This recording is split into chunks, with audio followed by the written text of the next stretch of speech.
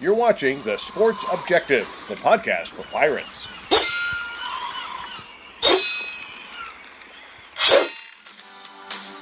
You're listening to Absolute Empowerment with Coach Jeff Connors on The Sports Objective.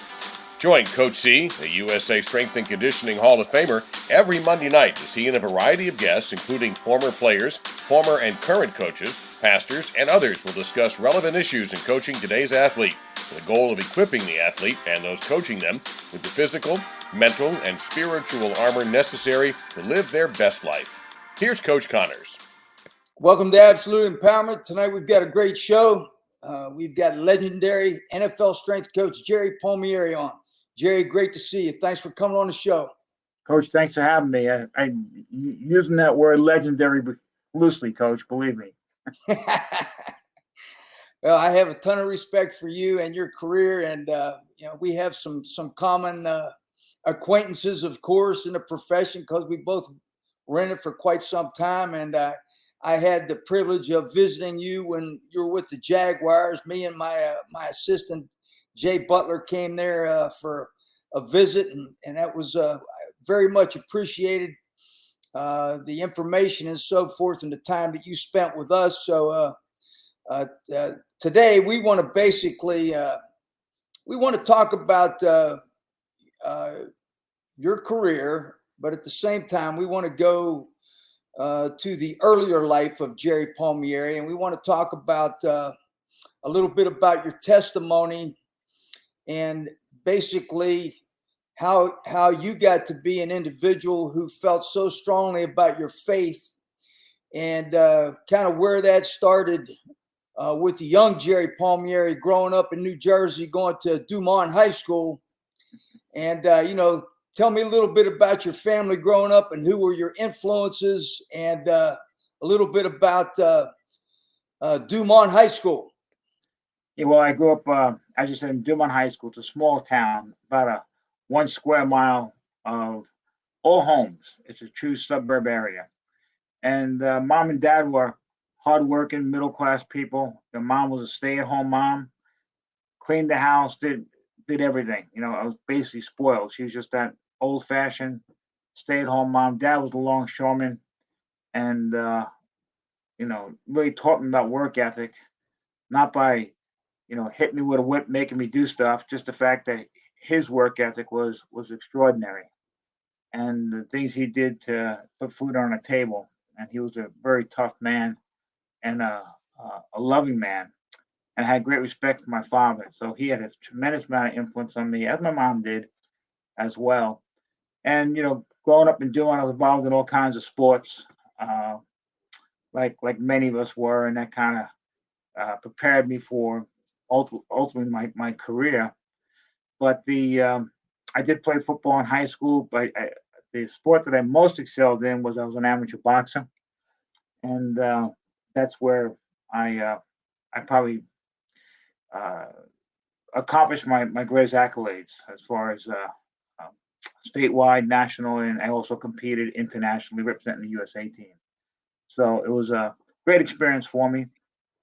But as far as my salvation, when I came to know the Lord, it was really my sister that had the greatest impact on our family.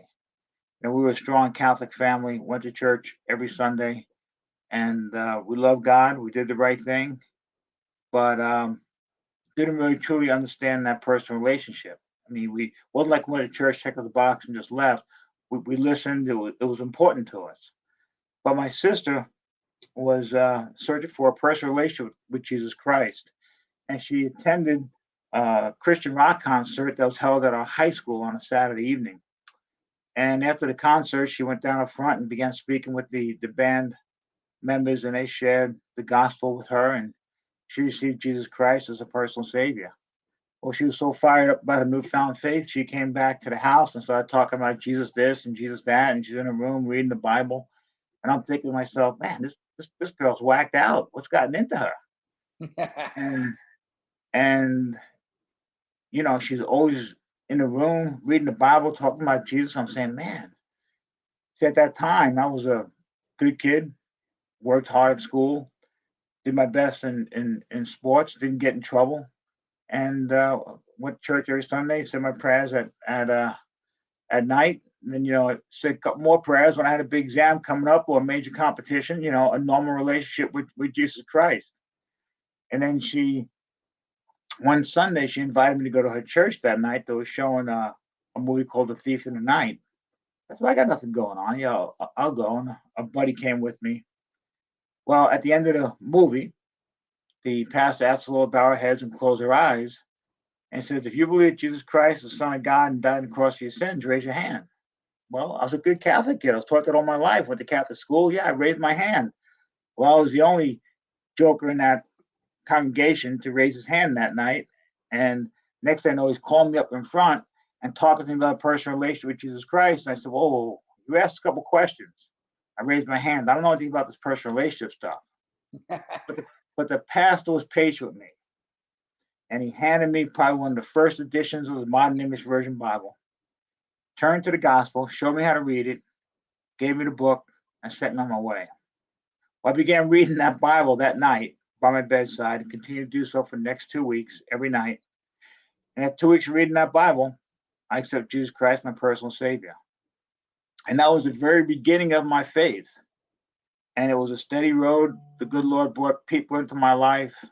I look at some of the really my sister, my mom came to know the Lord, and they got me devotions and just kind of guided me a little bit as I kept continuing to read.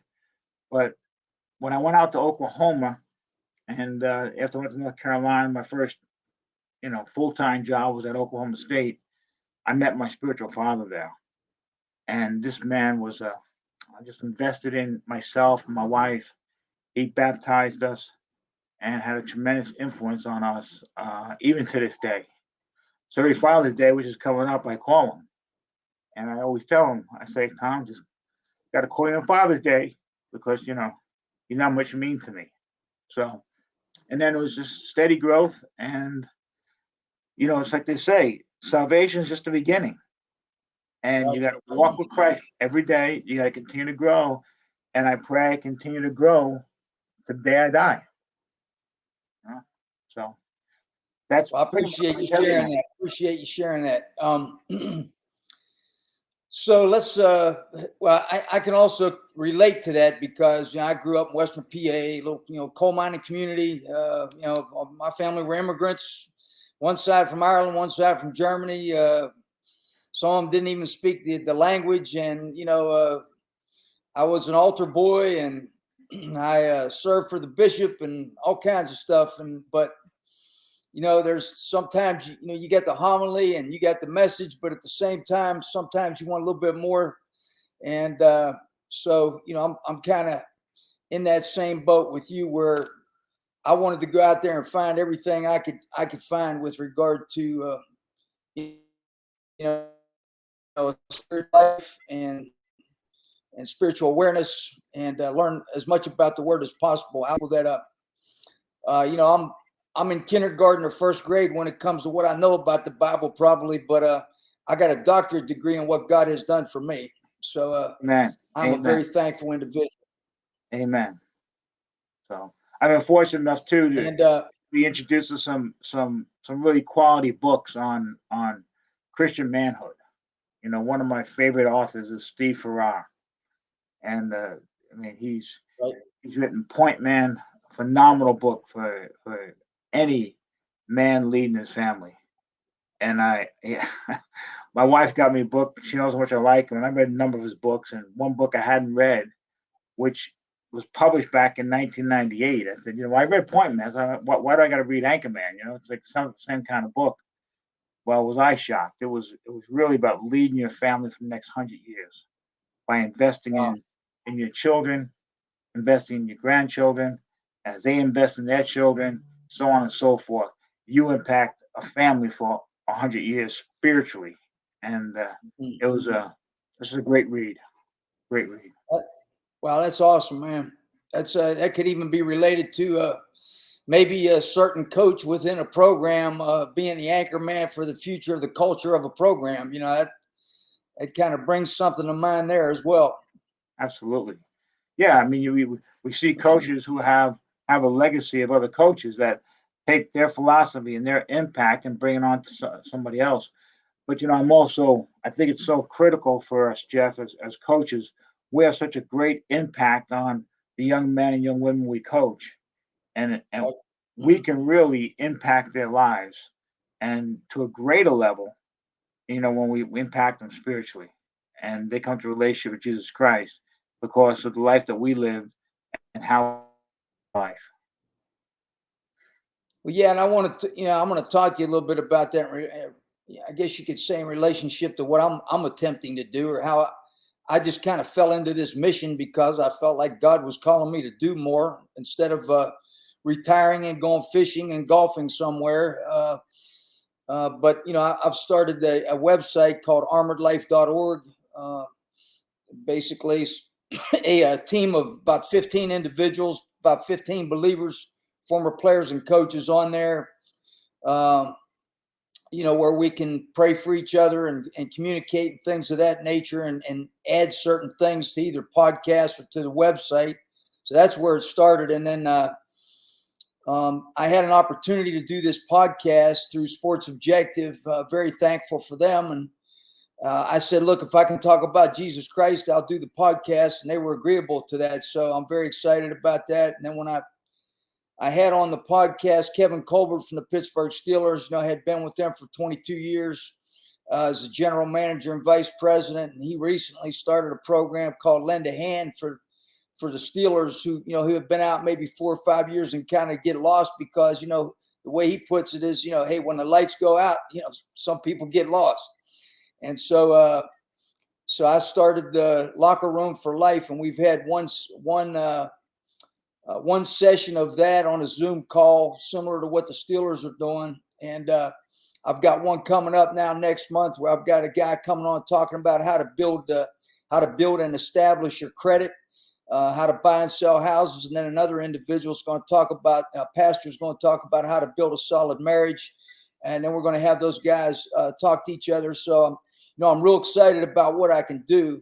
And I kind of go back to, hey, man, your boxing career, you were the New Jersey Golden Gloves champion like 3 years in a row. And,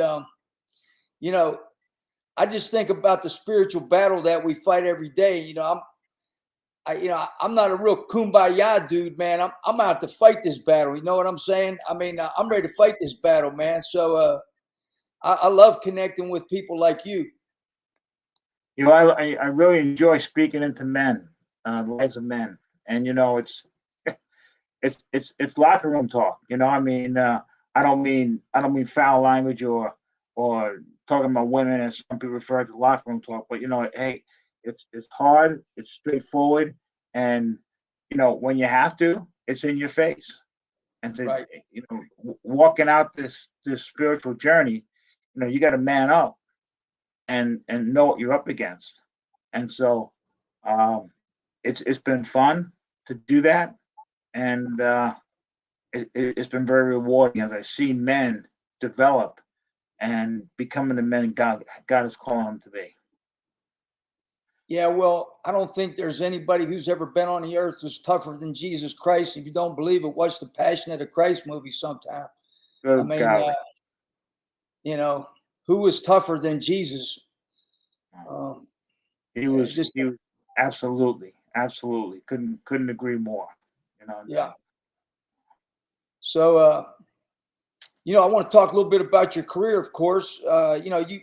You spent a little bit of time at UNC Chapel Hill. We same place where I spent 10 years, but I think you started there. What, as possibly a GA or something, or? Well, let me tell you the story here, Jeff, and it just goes to show you, if God's got a call in your life, he can he can make something out of nothing. Because I didn't lift a weight in my life until I graduated college. I went to school for physical education.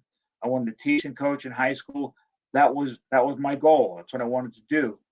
And when I got out of college, I couldn't get a teaching job. I worked as an in-school suspension teacher, and in Irvington, which is right outside Newark, not the most desirable place to be. Had a kid threaten to come back and shoot me. So not the best scenario. And but while I was there, and when I finished coaching football, the friend of mine said, "Hey, there's this new health club opened up with the Nautilus Club. Why don't you come in and work with us, make some extra money?" Because I was engaged, going to get married soon. So I said, "Yeah, I'll go do it." So I was working this Nautilus system, and then I started asking questions. I said, powerlifters do heavyweight, low reps, multiple sets. Bodybuilders do, you know, lighter weight, higher reps, multiple sets. And then we're just doing one set to failure. It doesn't really make sense. So it motivated me to begin reading some literature. I joined the NSCA, and I decided to go back to grad school, study exercise physiology, learn how the body responds to exercise, and then form my own philosophy. And so I spent another year teaching at another school and got accepted to Carolina, went down to Carolina, and Paul Houlihan, at one time strength coach there, was kind of the athletic director over football, I believe was his title. And during the transition, they hadn't hired Mike Marks yet. And Mr. Houlihan told me, he says, "Yeah, you can come volunteer here. Sure, we'll do that." So I was basically a teaching assistant in physical education. So I taught 3 classes there. And then I worked, I actually volunteered the first semester with Mike Mark. And then he hired me on as a part-timer on on hourly wage. So that's how I started. And I'll never forget the first meeting we had. It was myself, Chip Sigmund, a guy by the name of Harley Dart, and Bun Rains. And Mike is talking to us, says, "Jerry, why don't you show us how to do a power clean?" Well, I hadn't done a power clean in my life. And the only thing I was doing is during the summer, when I got to Carolina, when I got to Chapel Hill, and waiting for class to start, I'd go over every day, just watch the football team train, and just get my eyes on it. And so I must have learned enough just by watching those guys. And I did a clean. So, okay, that's not too bad, So I at least passed the test. He didn't kick me out of the gym, and it was a very slow start, but over time we learned. I studied. I became more knowledgeable, and just by the grace of God, John Stuckey, we had some mutual friends. Coach Stuckey was at North Carolina State, and we had some mutual friends through the Fellowship of Christian Athletes, and he got to know me, and he invited me to go out to Oklahoma State with him. And when I went out to Oklahoma State, I taught and coached. So I basically taught in the morning. I had to teach 9 hours. So that's what I did in the morning, and then in the afternoon is really when things picked up. That's when we coached, and I coached in the afternoon.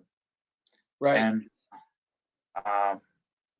then in 1987, I got my first head job at Kansas State, and was there 6.5 years. And now, were you with Coach Snyder? I was, but Stan Parrish hired me.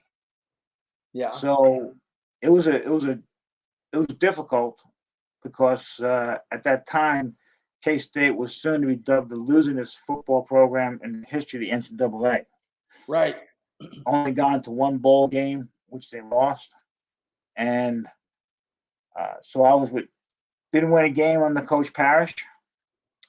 We went 0-10-1, 0-11. He got fired. They hired Bill Snyder, and that first year he went 1-10. And that first win was against the powerhouse of the South, North Texas State. And I don't think they were 1A at that time. I think they were 1AA. And we won it on the last play of the game. Quarterback threw a fade pass into the end zone. Our receiver caught the ball, kept his feet in bounds, fell to the ground. Like by watching, single touchdown. The fans went crazy. They rushed the field. They tore down the goalpost because he won one game. So my first 3 years, we were, what would that be? 131 and one, something like that. Yeah. So that was it. And then it steadily got better. So I was Yeah. 4 years under Coach Snyder, and then Turned it around. yeah, and then I tell you, Coach Stuckey was great for me because Yeah. I call him up, we talk, and he was my mentor, so I begin to vent my frustration, because here I'm looking around, all my professional peers are at big time schools making big time money, going to big time bowl games. I'm stuck here at Kansas State. And he says, Jerry, do the best you can where God has you, and in His time, He will move you. Right. And sometimes I'd be reminded of that by him. Sometimes we're slow learners, but that's what I did, and I trusted this what God had me, and I did the best I could. And in 1993, somebody recommended me to Tom Coughlin when he was looking for a strength coach at BC. He was going into his third season, and flew me in for an interview and hired me. And Right. so it was a great connection. Obviously, I wound up being his strength coach for 21 years. So a good man and a great guy to work for. Yeah, and also you won 2 Super Bowls. That was a blessing. When we went to Jacksonville, we shocked the NFL by going to the championship game in our second season with a bunch of guys who, no one really gave much credit to, but they played hard. And then a couple years later, we went back to the championship game. Both times, unfortunately, we lost. The second time, we were the number 1 seed, had the best record in the NFL. We just couldn't beat the Tennessee Titans. They beat us 3 times. And the last time they beat us was in a championship game. So, but yeah, we coach got fired from Jacksonville, so we all got let go. But here's something I want to share, Coach. So in between Jacksonville and the Giants, I spent a year at the New Orleans Saints as an assistant. And I recall people saying to me, when it was in the 2002 season, things started going south, and because the media was just killing Coach. And people were saying to me, "Hey, what are you doing? What are you going to do to position yourself for a job next year?" I said, "Look, God's called me at this place. I'm going to work my tail off, be the best I can at this job, and what happens happens. So I'm going to do what I'm called to do." I wasn't on the phone making phone calls and all that stuff, and I just did my job. Well, I was the last coach to get fired. I remember Coach Del Rio. He called me up. It was Thursday, and before the Super Bowl, said, "Hey, he already kind of told me he was going to go in a different direction." He said, "Can you clean your office out by the weekend?" I said, "Sure, Coach." So I did, and I hung the phone up, called my wife, and my wife, godly woman, she said, "Okay." She hung the phone up, went into our living room in Jacksonville, and played Michael W. Smith's Praise CD and began praising the Lord in the middle of our living room, just praising God, praying to Him, just glorifying Him through it all. And 30 minutes later, after Coach Del Rio told me to clean up my office, Rock Gullickson called me, head strength coach of the New Orleans Saints, and said, "Jay, how you doing?" I said, "Well, Rock, I'm not doing too good. I just got fired." And he said, "Well, I didn't know what was going to happen, and I'm looking for an assistant, and I've interviewed some guys, not really happy with what's out there, and want to know if you'd be interested in coming working for me for the year." And I didn't know what to say right at first because I didn't know how my wife was going to feel about leaving Jacksonville and going to New Orleans. And I called her, and she said, "Let's go. Let's go. That's the answer." And, so I'm just thinking here, I'm fired for 30 minutes, basically, and I got a job offer.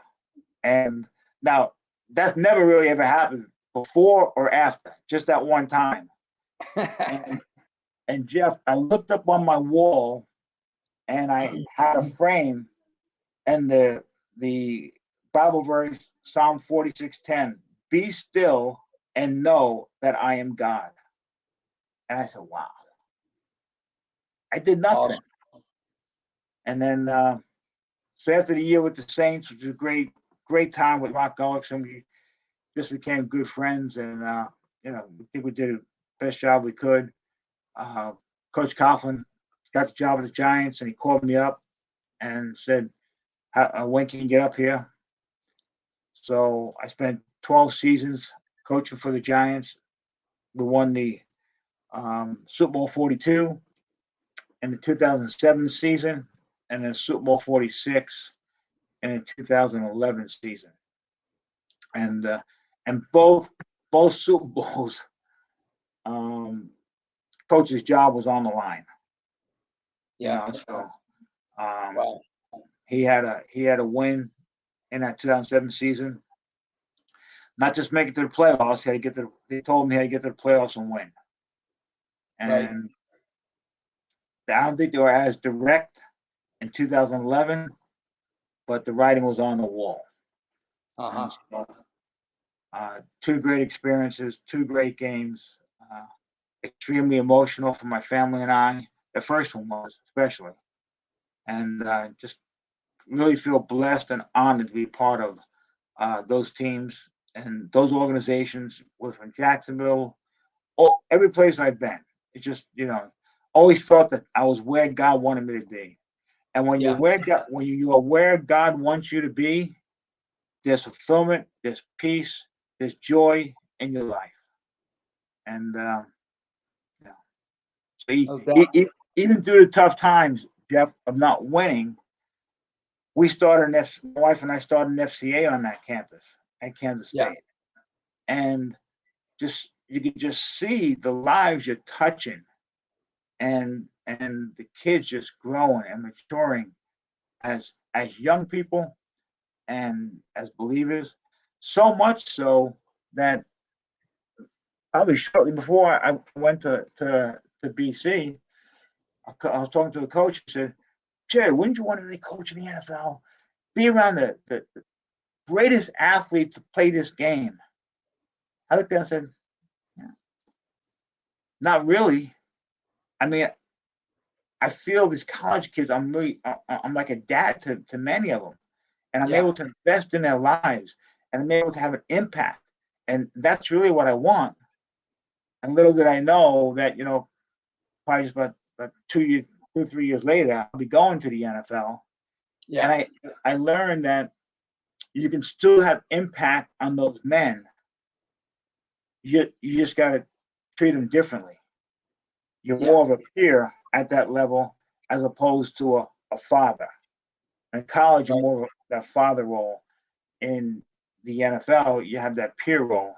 And then when you learn that, I mean, you can speak into their lives every bit as well. And I think coaching is about impact. So that's real important to me. Sure. Well, I had Steve Watterson on a podcast here a couple weeks ago. When I was out in Nashville, I went to, he invited me to his house for dinner, and we just had a great conversation. It's always so great to see Steve. And, we had a really good podcast. But Steve had an amazing career.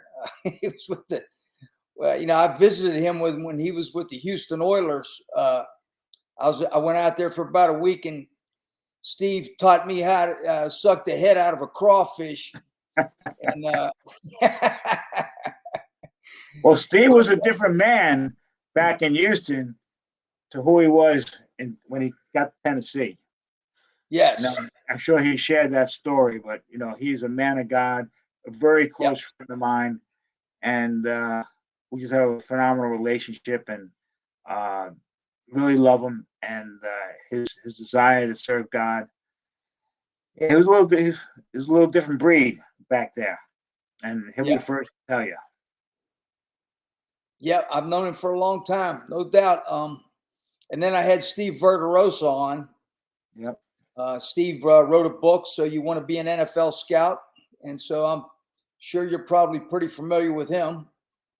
is a good friend as well, and because he's a believer as well, and so we connected. Actually, Steve and I connected when I was in college, and he would come around, and obviously because I grew up in New Jersey, and I was a Giants fan, there was a little bit of connection when he came in, and we just got to know each other. And not that we ever called each other, but we just always seemed to cross paths. And even when I was out of it, potentially going to be out of work at Jacksonville, I can't remember where I was, maybe at the Senior Bowl or something like that. We crossed paths. He said, "Hey, God's got a plan for you." And so Steve and I stayed in touch even after the Giant days. And one thing that I do, Coach, is I was back in 2011. My kids were out of the house, and I think it's important for a father to speak into the lives of his children. And I saw a statistic that said when the father comes to Christ, 75% of the family follows. Statistically now, okay, 75% of the family follows. I think when a wife comes to the mother comes to Christ, only about 17% will follow. So men are the priests of the family. And so, I always spoke into my kids' lives when they were under my roof, but now they're out of the house. I said, I'm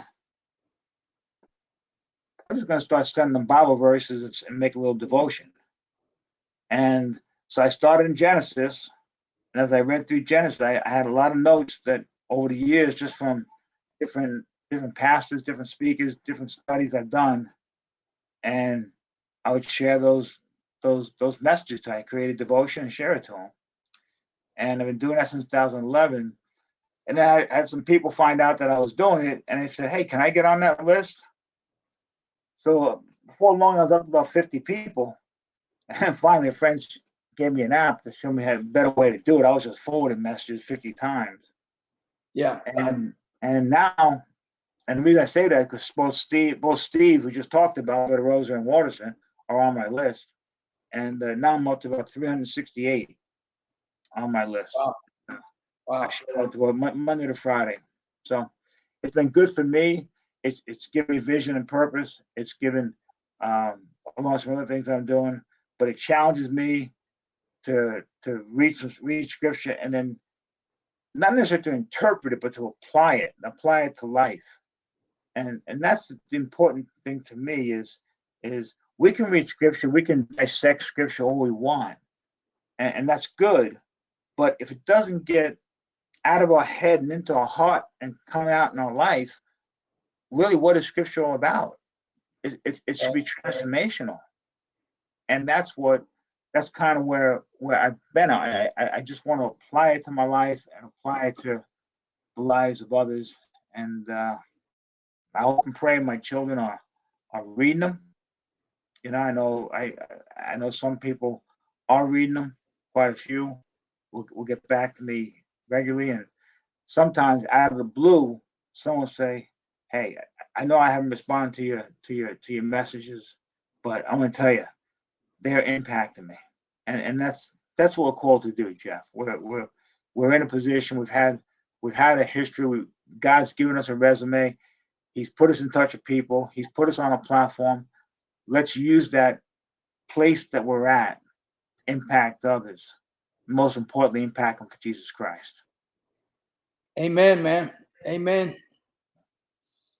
I think you had maybe one or two of my guys that I coached. How about Emmanuel McDaniel? Was he there with you guys? Jeez. Emmanuel McDaniels. He was a defensive back. Okay. I apologize. I can't say I remember that. I'm not sure of the years. You might have been at Jacksonville then. Okay. Or and I'm not even sure. I had Hakeem Nicks. He was one of your guys, right? Yeah. Hakeem Nicks, Madison Hedgecock. Big Hedge. Hey, you know what? That year that we signed him off the wires. He got cut by St. Louis. Yeah. And and we picked him up. So he was 275 as a fullback, but didn't look it. I mean, he was built well. He obviously had a good foundation by you, and then Brandon Jacobs was our running back. Right. And Brandon was 265. So that was our backfield, you know. And, you know, that's those some heavyweights back there. And they both were good athletes and could run and do what needed to be done. So No doubt. Madison, I think we even had him playing some D-line when I was there. He kind of moved around a little bit. He was a special teams killer. And, Madison was always very tough. He power cleaned 385. He had some good numbers. Yeah. And, he didn't run real well when I first got there. We worked a whole lot on his movement. And I thought that he improved pretty well over the years with that. But I was so happy to see him go to the NFL because he was such a tough kid that worked so hard. You love guys like that. And he did the Gatorade bucket of Super Bowl 42. He's the one who picked up the Gatorade cooler and dumped it all over Coach. But you know what he did on Tuesday is the traditional day off in the NFL. Well, you know what that knucklehead would do? On Tuesday he get up early and he'd go out to Western New Jersey and he'd work on his old farmer's combine, and he'd be out there cutting. I don't know what he's cutting, with a weed or whatever he's cutting, but he's I think the farmer might have had a nice, good looking daughter. That's why he went out there. I don't know, but he worked all day on that combine. I said, dude, aren't you supposed to be resting on your day off? That's what I do. She goes, that's my relaxation. So there's another former player, Jason Brown, who has a huge farm not that far from Madison Hedgecock's farm, and he raises food for the hungry, and has a harvest every year. He has a lot of activities out there. It's very impressive what he's done, because he turned down millions and millions of dollars to come back home and start that. So really good stuff there. Didn't he play for St. Louis? Didn't he turn down that contract with St. Louis? Yeah, that was him. Yeah, I remember reading a story about him. Talking really fine young man. Got a bunch of kids too, doesn't he? He's got about 8 kids, and they're all homeschooled. Hey. And he's got a chapel there where you can get married, and it's awesome. I mean, it's you'd have to see it to see how beautiful it is. What he set up there for people to get married and so forth and have some activities. But just unbelievable what he's accomplished and the sacrifices that he made to get it done. But he's definitely a blessed man. Was he strong in his faith when he was at Carolina with you? Yeah, he was always very strong in his faith. Some people didn't understand him at times, but he always had that in him. And he'll tell a story of his testimony where he had, when he first went to St. Louis, he had a huge mansion with bars in it and all kinds of liquor, and he was, one night he was pouring all this expensive liquor down the drain, and his wife was trying to figure out what he was doing, and he said, "Hey, I'm done. We're going back home. I'm out of this. Wow. We're going to give our lives to Christ, and we're going to build a farm," and that's what he did. So he had some transformation taking place when he's in the NFL, I guess. Incredible story, very incredible. Wow. So I wanted to, first of all, I just want to tell you that I would love to have you come on Locker Room for Life sometime and speak in, any way that I can get involved to spread the word. Hey, I'm out here, man. I'm just looking for a mission. So I'm always available. Great. I wanted. So the other thing that I did, Jeff, too, that, I tell people all the time who, as they approach retirement, I said, you have to have vision and purpose. Yep. If you think you're going to play golf and fish and just chill around the house, it's probably not going to work for you. And I had to have vision and purpose. So what I did is I immediately began volunteering for the Fellowship of Christian Athletes. And FCA in North Carolina is big, because I remember what it was like when I was at Carolina. Right. But FCA in New Jersey, especially North Jersey, was slim to none. And so that's basically been our mission, to continue to advance FCA up here, and speak to coaches, speak to athletes, and share Christ. And my wife and I do what we call it's called a coach's timeout now, coach's marriage timeout, where coaches and their spouse get away for one night. Sometimes some areas do it for 2 nights, and just break out away from the kids.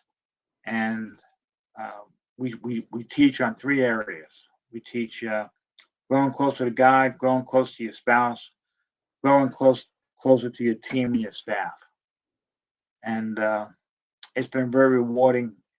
We'll do that. We've done in a number of states around here as well. So it's been very rewarding, and like I said, it's fulfilling the role God has called you to be, and that's how I feel I'm doing. I hear you. Yeah, I spoke at a men's fellowship for the FCA at a Baptist church here about a week ago. I've got 2 more engagements scheduled this summer with them. So starting to do some things with the FCA here in North Carolina as well. So yeah, I'm excited about getting out there more. Absolutely. So, one of the reasons that I started to get into this was I started to think about the people that I coached. So I thought about the two guys that got gunned down, got murdered, who I coached, the over 100 people that had to leave the team for repeatedly smoking marijuana. I know there was over 100 of them. I started thinking about this mental health issue. I started thinking about when 25 guys come in as freshmen, and when they're seniors, there's about 6 of them left. And so I'm trying to find a way to maybe help save some of these collegiate athletes as well. So that's what I keep. I guess you could say I'm in search. I've got 3 pastors on my team that played for us now that are extremely influential, who just are incredible pastors who have an incredible message, have done really well in building their churches. I had a pastor come on the podcast, and we prayed for one of our former athletes at ECU that was dealing with colon cancer, right on the podcast here. And then another former athlete from many years before that heard the podcast and called me and asked me if he could come on and rededicate his life to Christ on the podcast. So we've done that. And so I'm just really excited about what we can do. Yeah, that's great. That's great. And I know that just brings you so much joy that you're where God wants you to be. You're fulfilling the mission. So well, I wanted to ask you, as from trying to, I guess, create something that's an oasis for a troubled athlete, what are some of the things that you witnessed over the years in the NFL in relationship to what brought people down? Well, women, first of all.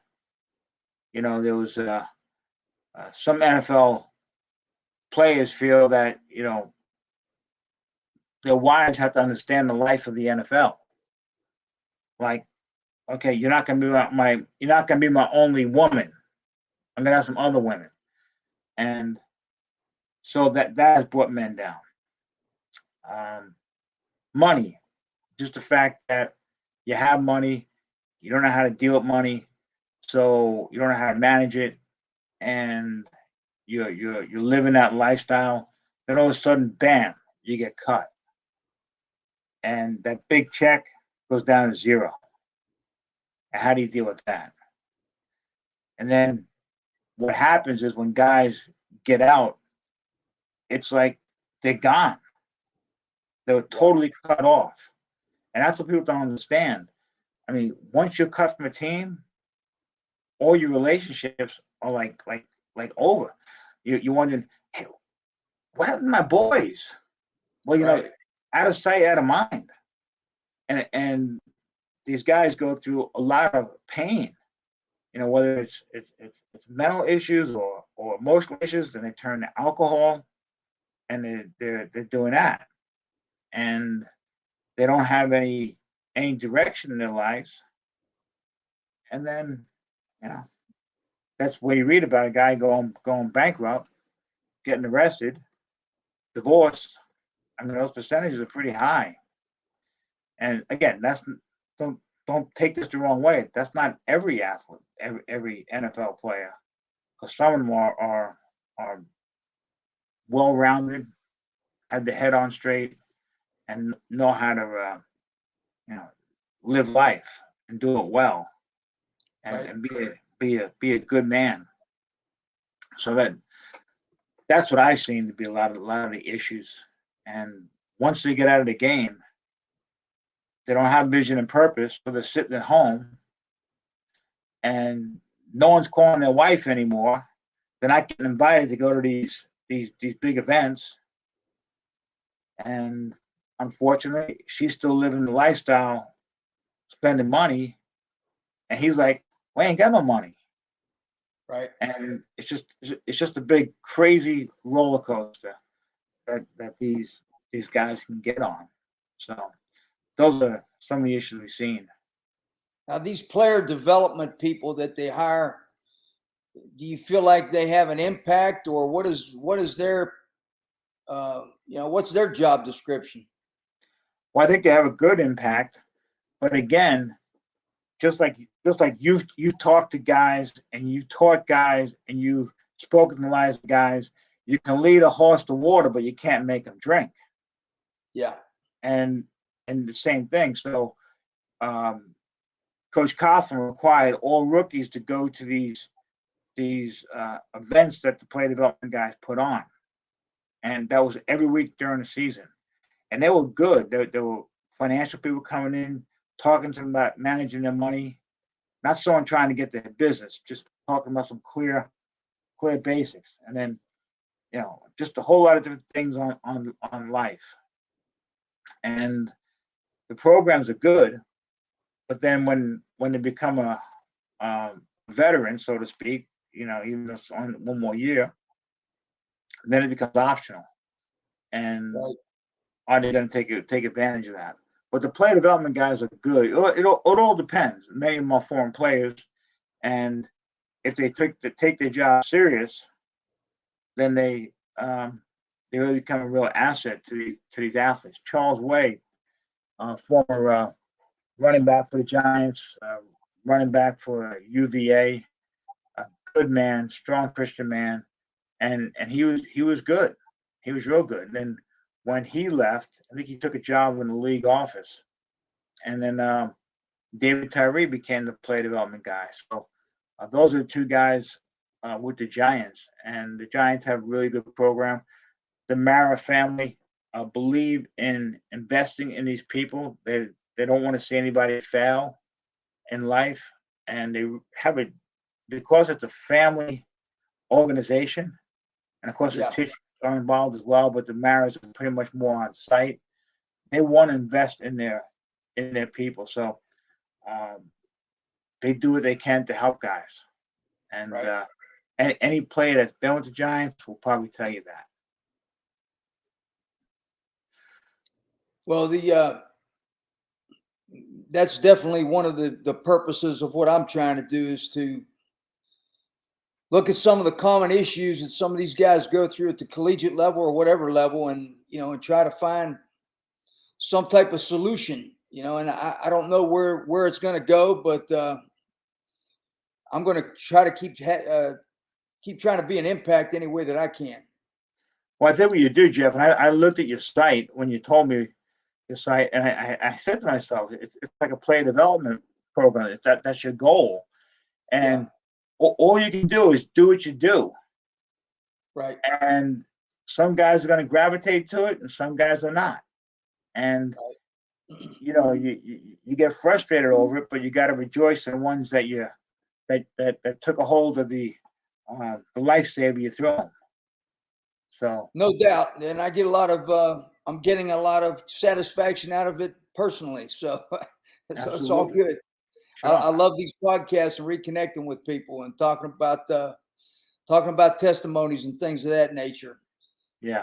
So before we close, we got a few more minutes here. I just wanted to talk nuts and bolts, maybe just a little bit of strength and conditioning and some of the new things that have occurred with regard to readiness and VBT and GPS and force plates and aura rings and you know. So in readiness, for instance, okay, how does that influence me? What do I learn from that on a daily basis with readiness? What do I do? What should I change?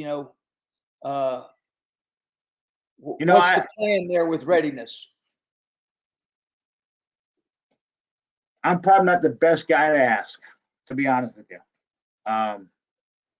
But I think simply put is back in the old days, we could look at a guy and we could tell whether they're ready to perform, whether they're ready to Right. practice.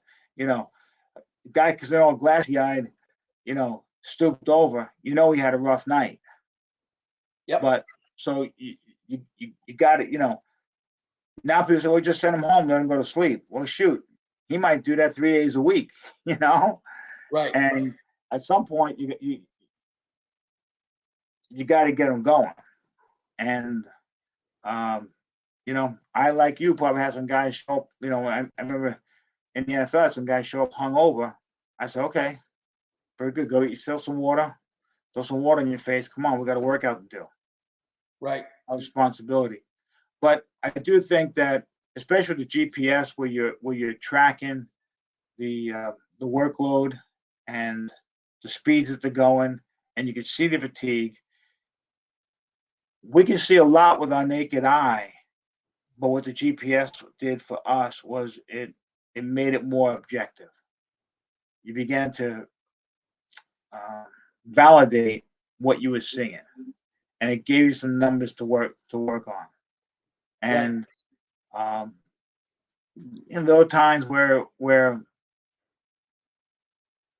the numbers were showing the guy was having a difficult time. So what I did was I lightened the load and just increased the speed that he moved the bar at. So it wasn't like I said, okay, you're just gonna chill out. No, we're gonna move the bar faster. Okay, we're gonna cut the load down so it's not stressful onto your body. And I can't say that I did it very much, Jeff, to be honest with you, because Right. the guys wanted to work. They wanted to do they didn't want to fall behind. So, but that's what a lot of has done. We doing some blood work and all that as well. Things show up. So it just began to make things more valid, give you something more objective to look at than just your gut feeling. But you can't get rid of that gut feeling, Yeah. Especially high school coaches that they're probably not going to have GPS. I'm sure some coaches, some high schools do, but they've been coaching young people for a long time, and they can read through a kid. I think the thing is you got to do is sometimes you just have to be more sensitive to the kid and try to understand what's going on in that kid's life, especially when especially with a kid, they got issues going on at home. That's going to affect what they do and how they perform and their focus. Yeah. And I think when you step into that kid's life and you let him know that he's loved and he's cared for, and you care more about him as a human being than you do as how much he's going to squat and how much he's going to press, how much he's going to clean, then that kid is going to come around and going to do wonders for that kid emotionally and mentally, and it's all going to transpire. You're going to help him physically as well. Right. Well, I'm like you. I mean, I'm an old school guy. I wasn't even familiar with any of these things besides Tendo units. I used Tendo units for a long, long time. And I used them a lot of different ways. I just didn't use them for bar speed. I did a lot of things with wattage. But so I thought that was good. At the same time, there's still even some controversy there with regard to what exactly you can get out of it. And, you got this velocity versus force training and velocity plus force training and all this type of thing to consider with each individual in relationship to what their favorable attributes are, I guess. But I still believe that if you recruit fast twitch guys coming in the door, you're going to have a lot better chance to develop them. And, and you're probably going to win a lot more games as well. So, I guess the whole thing now, as I understand it, is everybody wants statistics about injuries in the NFL. And, hey, we got to keep them healthy. And that's the number one deal. So, I mean, and I saw where now the athletes are giving grades to the coaches. I just happened to see like where one of the coaches, the strength coach, I'm not going to say the team, got like a D+ from the players. So it's yeah, but it from what I understand, that was last year. I think the first time they did it, it was the player rep for the union who actually did it. So, I know a guy got a B+. Yeah. Well, that player thought he was giving him a good grade. So it's so subjective, and then it all depends upon. Shoot, you might have been up that guy's butt that week. The week he was giving an evaluation, so he's pissed off. Right. So, that's but it's tough from that standpoint. The direction it's going in and the whole grading system is it's unfair to be honest with you. And it's really the coach. The coach has to know what's going on. Yeah. And the head coach and Jeff, I know you aren't one of these guys, but nothing turns my stomach more when there's a room full of people working out, and the strength coach sitting in the locker room, sitting in his office. Yeah. I mean, if those guys need to be fired. Okay, you don't put a workout up on the board. My first 10 years when I was at ECU, I never even had a computer. So plus I never even understood why you'd even want to be in your office if somebody was on the floor. I mean, why would you even want to be in your office? You got to learn about every athlete by being with the athlete. So, that's the way I always saw it. We're called to coach and yes, sir. Building relationships, and you can't do that in the office, and you can't challenge them, and if you're sitting in the office, how are they getting motivated? Yeah. So. Well, Jerry, I'm gonna have to close it out, but I hope to stay in touch with you and pretty much stay informed with what you're doing. And if there's anything I can ever do, please let me know. And I just can't tell you how much I appreciate you coming on the podcast. Well, I appreciate you asking me. This is an honor and a privilege. It's been very enjoyable for the last 60 minutes to visit with you and the topics we talked about.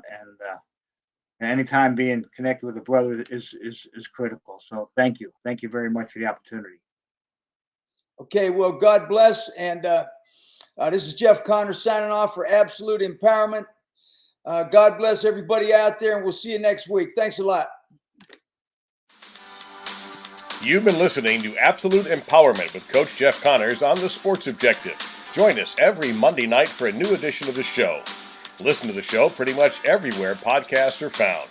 Be sure to follow us on social media at The Sports OBJ on Twitter and TikTok, at The Sports Objective on Instagram. Like and follow our Facebook page and subscribe to our YouTube channel. As always, we appreciate you listening to the show, and go Pirates!